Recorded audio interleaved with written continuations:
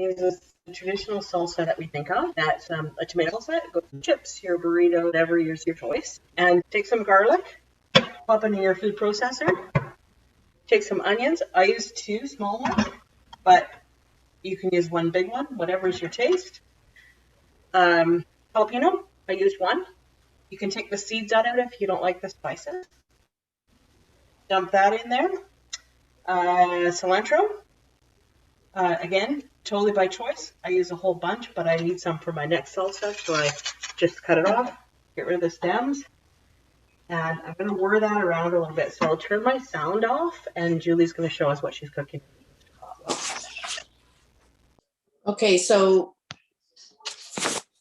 I'm only doing this demo just because I happen to be cooking this for dinner this evening. But this is a burrito bowl, which I'm going to cook on the Instapot, and I will send the recipe out, or the recipe will be included in the email that comes out. Essentially, I've got mixed all the ingredients but the rice, and I'm just going to sprinkle the rice on top. You don't stir it at this point. So that's just 1 cup of rice that goes in, and we put the lid on, and I'm just going to plug this in, and I'm going to find the recipe. Can't find it, but I know what to do. So all I'm going to do is just turn the pressure cooker to pressure, and I'm going to put it on for 10 minutes, and that's it. And I'm going to make sure the vent is closed. And after it comes up to pressure, it'll cook for 10 minutes. And then, provided we don't get a warning, which you never want, but it does happen frequently, we just take the lid off. We reduce the pressure, and then we take the lid off the pressure cooker, put some cheese in, and then we just serve it with taco chips and salsa if you want as a side, although it does have salsa in it, and sour cream and cilantro. And you have it. It takes about 15 minutes to cook, and it is a really easy meal to prep. Or hopefully I'll have something to show you at the end of the session. So the ingredients for the burrito bowl are so simple. It's a pound of chicken breast cubed into 1-inch pieces. It's 1 envelope of the taco seasoning, 1 cup of chicken broth, 1 can of corn kernels drained, 1 can of black beans drained and rinsed, a cup of salsa, homemade or store-bought, 1 small can of chopped green chilies, and then a cup of rice, and that all goes in the pot. And then you just garnish it with what you want, but you do add a cup of cheese afterwards. So it's like there's no chopping other than cutting up the chicken. It's just simply the easiest meal, and it's a meal that keeps on giving because it actually makes quite a bit. So this would definitely do for 2 meals or a dinner for 3 and 2 lunches. And it's a favorite of mine because it's easy. Excellent. Thank you. And they like it too, the boys. It'll be good to see it when it's finished. Yeah. I'm always worried. So I don't know how many of you guys use the Instapot, but my nemesis is the burn indicator.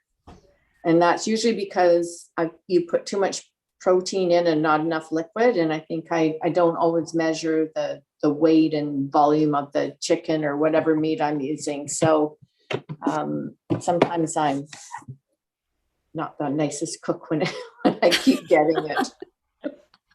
But anyways, they still work out. It still works out. So this is what the chopped up stuff looks like.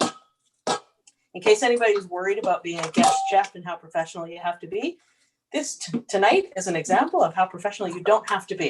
Your device can freeze up and everything's still good. So I'm just going to put that in a bowl. Take the bits of my food processor out. And I love this juicer. So these are just fresh limes. This is a juicer that I got from my grandma. And it's like one of those depression glass things, but there's some things that came from her house that I still continue to use because they're so amazing. And this is one of them. You don't have to use any power or anything like that. So I like lime. I use 2. And it goes to the bowl. tomatoes. In they go to the bowl. Give it a whir, give it a stir. And that's it. You have a perfect salsa to eat with your chips. So there we go. You see? That looks yummy. It is really good. And it depends on your spice. So if you want to change, there's all sorts of things, of course, you can do to change your spice.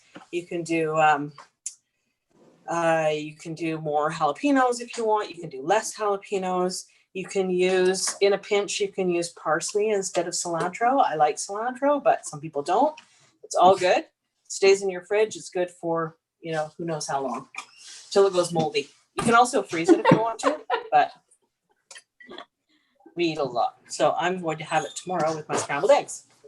Just put that over here.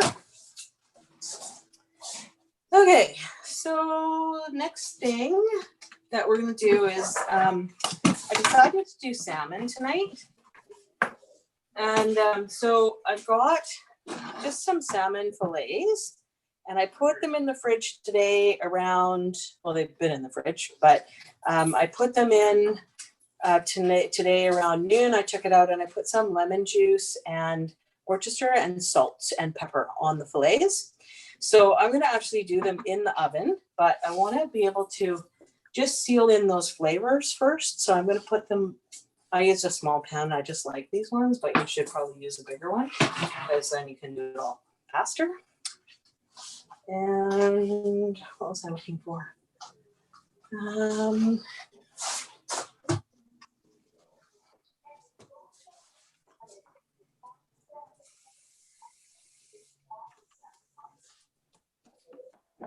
So all I'm going to do here is just sear off the salmon and just kind of seal in the flavors.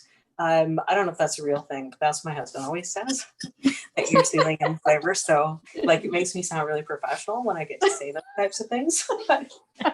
Who knows what it's really for? Because I grew up with, sole and herring and all sorts of stuff. So I hated fish for the longest time. Growing up, we had a commercial fisherman next to us. And every time that he came home, he'd have whatever came in that wasn't sold, and usually it was herring. And I don't know if anybody's eaten herring as like a main course. I think it's a cultural thing for some people. It wasn't part of, well, I didn't like it to be part of my culture. Maybe it was, because I think there is I do have some Swedish in me, so I think there's lots of fish eaten in Sweden. But all those little bones were just like, I just could not eat that herring. And we had white fish that would be done in like white onions and white milk. And I'm not sure why that was baked that way. It was a recipe that my mom was always trying to do something new, something interesting, spice up our food a little bit. But I never really liked fish until I learned how to cook it a little bit better. And so I'm just cooking it to color it a little bit. And I'm going to do each one of these. I have 3 fillets, so I can do those. And I don't know how many people eat the salmon skin. I don't, but my sister lives in Australia and they do. It's a normal part. They're actually a little surprised that we would turn it off or throw it away. So part of me looks frozen again. I'm going to try and leave this meeting. Hopefully I'm not going to screw up the whole thing. I think I might. Yeah, your phone is doing well. Yeah, I know. I'm just a little hesitant to leave the computer part. Oh, it just shut me off anyway. So there you go. So Geri, how long did it marinate for? I did it at lunch today. Oh, so you did that when you put it in the fridge. Okay, perfect. Yeah. So Geri, I see the skin still on, so you take it off because you don't eat it, so you'll take it off before serving, or? No, I serve it with it on there and people just leave it, and then I'll probably feed it to the dog.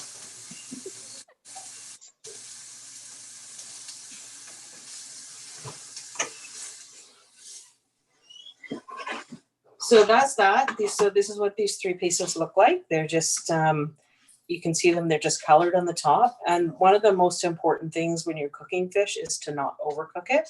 So I'm going to put it in the oven, which I turned on to just finish it off. It won't take much more than, a few minutes, about 5 or 10 minutes. Depends on the thickness of your product, of course. And you just want to have it, like, fish shouldn't be cooked all the way through. It should just be like almost steamed. So almost heated. By the time it's heated up in the middle, it's done. So you want to make sure that you're not overcooking fish, because that makes it dry. So when Julie introduced this, she thought that the salsa and the fish would not go together, but it does. We are going to make a mango salsa now. So I did a little bit of preparation. I'm going to post these recipes and I'll give credit to where I got them from. But anytime you want a decent recipe, if you can just imagine, just Google something. And if you think it goes well together, it probably does. Like, it's not that hard to do. So I found this one on All Recipes, I think it was called. So a little bit of olive oil, half a red pepper that I chopped up. I washed my hands before we started, by the way. A third of a cup of red onion.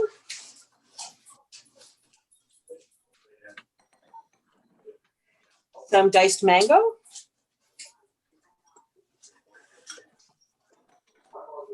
Some cilantro, about a quarter cup of cilantro.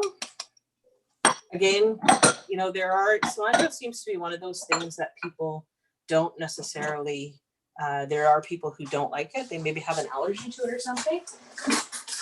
So there's lots of people who will not cilantro at all, but almost all salsas I ever see have cilantro in them. So this is an avocado. It's probably a little underripe for what I need, but when you're planning something, you go to the store, you get it. That's it.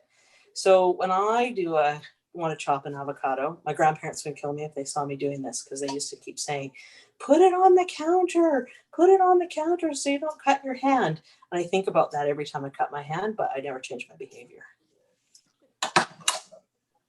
So we're going to use the whole avocado. Scoop it out with a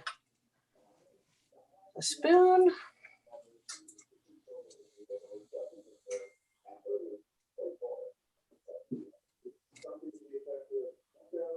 Pop it in there. Oh.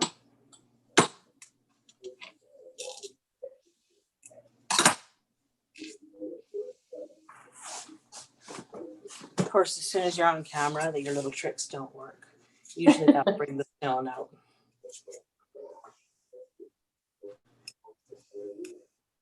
And you haven't cut yourself.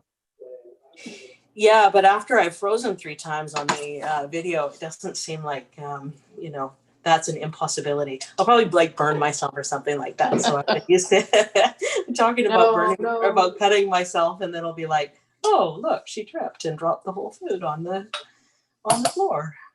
Okay, I'm just going to double check the recipe. I need some more lime juice. So again, I'm going to pull out my handy dandy grandma's juicer. So Geri, can you hear me? Mm-hmm. Yep. So we're moving, and I was up in my cupboard today, and I found my grandma's old Sunbeam Mix Master. Ooh, nice. And it's got to be, oh gosh, I don't know. It's got to be 60 years old. And it still works too. That's amazing. Yeah. I know, it's amazing. We don't have room for it. It can't come with me, which breaks my heart. But I have a lot of different things throughout the house from both my grandparents that we treasure. And I don't even have one to replace it, but I just don't use it anymore either. So it's no point in taking it. Yeah, we have a we had a mix master, and my husband got me for Christmas a KitchenAid one, so we'll replace that one for my mother-in-law. We had graters from my house that from the house I grew up in, I still swear they are the best graters ever, but eventually you have to realize that they're like lead-based or something. So you start to worry about the condition of them, but they were great. I always get these combo ones now, and these were just straight great. That's it. And they were the best. So this is our salsa. This is what it looks like. Nice. And again, it's just like super colorful, super interesting. There's no tomatoes in there, right? No. No. No tomatoes. Oh, I'm on camera. I'm not supposed to be using my hand towels for taking out of the oven. I've always used my pot holders. Safety first. So I'm just going to show you this fish. So it was in there for like maybe 10 minutes or so.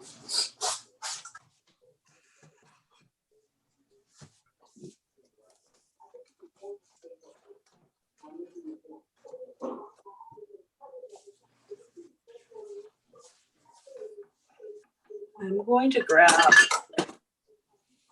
I'll just show you one of the little pieces and just show you how, like, it's just barely warm in there.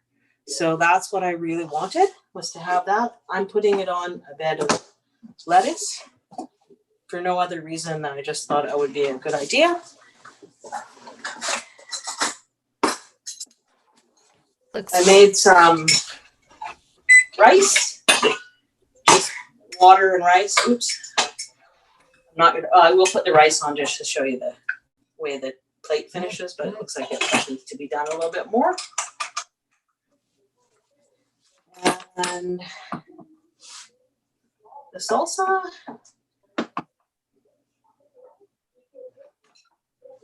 And you just have a really nice, like, pretty healthful meal. That looks lovely.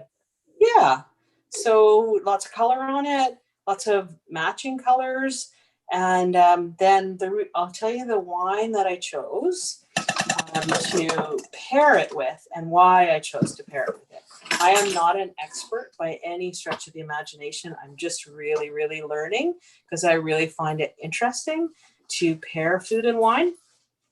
But just the one I chose, where did I put it? It's still in the oven. In the fridge, I mean.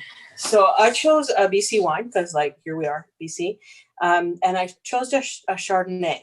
And where I'm learning from, actually, is just reading, learning, talking, listening, going to different shows and now internet stuff. But I also have a book called Wine Folly, just available at Chapters. And if I looked in it, like, there are sort of the things that you think about. You can't really go wrong with white wine, white food. But you're looking at, in this case, because the flavors are not super, super strong, you can look for a wine that's more subtle, so it doesn't overpower your meal. And the reason I chose Chardonnay is because the salmon is a bit more oily. It's a bit more dense fish, and Chardonnay has a bit more body to it. So that's why I chose it. But the reason I chose Tinhorn Creek was because I like it. So it had nothing to do with the way they make their wine and it being the right choice for this meal. So there you go. That's it. Thank you. Here, I'll just put it down. I'm just gonna. And there's not, I mean, I haven't dressed it with cilantro or anything, or sour cream or whatever, but anyways, there it is. Oh, yeah. It's chicken, rice, corn, beans, and you don't have to put I mean, it would work just as well without the chicken. I mean, or if you wanted to do prawns and put the prawns in later. I mean, there's lots of different ways you could adapt the recipe. I mean, we do it with chicken because that's what everyone likes, but not necessarily necessary. And in the bottom, sorry, I should have said in the bottom, I snuck in a bunch of arugula before I plated it. I've always got it. So as I said, I try and get it in every meal.